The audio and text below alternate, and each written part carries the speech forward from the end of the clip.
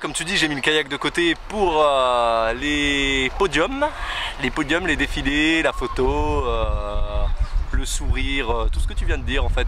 Tu évolues en N2 quand même ouais, je suis encore, je suis encore N2 en kayak. Ouais. Enfin, malheureusement, je suis descendu, j'ai pas fait assez de compétition l'année dernière. Et du coup, j'ai, pour défendre ma place, essayé de remonter en N1, ce qui va être compliqué quand même.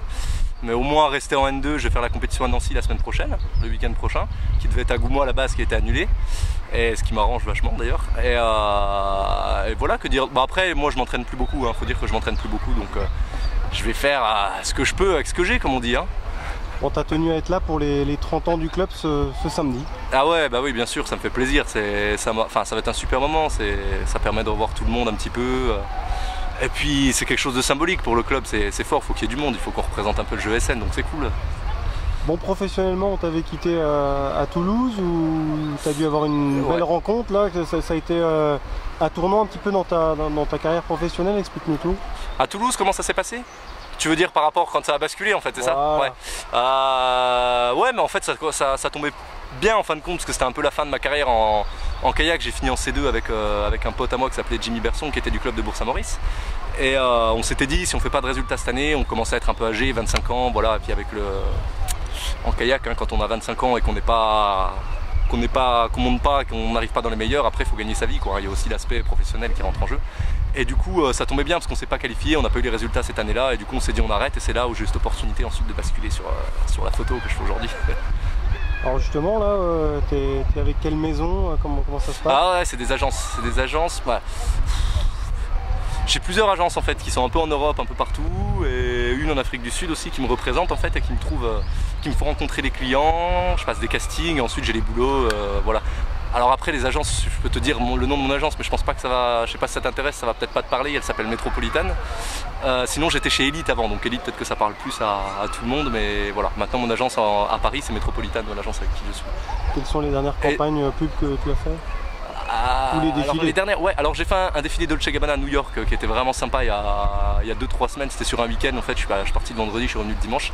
Ça c'est le dernier gros truc que j'ai fait. Après, qu'est-ce que j'ai fait sinon? C'est les gros trucs dont j'ai déjà parlé, à Flelou, Braun, Jean-Louis David, mais qui datent un peu plus, mais récemment c'est ça, Dolce & Gabbana c'est le gros truc que j'ai fait, ouais.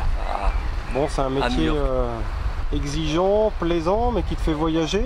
Ça me fait voyager, j'ai découvert des choses que j'aurais pas découvert avec le milieu du sport forcément. Je suis assez content de mon parcours. J'ai bien commencé par le sport, ça m'a inculqué les bonnes valeurs pour moi, je pense, pour bien aborder la vie. Et après, ça c'est une autre expérience qui est complètement différente. Ça me fait voyager, rencontrer des gens de plusieurs horizons. Et je trouve ça sympa aussi, ça amène une ouverture d'esprit aussi que j'ai bien aimé. Le fait de voyager, de rencontrer des personnes qui viennent d'un peu partout, parce que en fin de compte, le mannequinat, c'est des gens qui viennent d'un peu partout. C'est pas personne n'a fait du mannequinat à l'âge de 12 ans, je veux dire. Donc on a tous des parcours un peu particuliers, on se retrouve et c'est sympa aussi. C'est sympa de partager des expériences comme ça. Puis j'aime bien jouer aussi devant la caméra, devant l'appareil photo, donc c'est cool, c'est sympa, c'est une bonne expérience. Bon, une petite déception pour ton frère, là, t'as su trouver les mots pour le réconforter un peu? Alors moi j'ai suivi des courses de près, après je suis mauvais pour...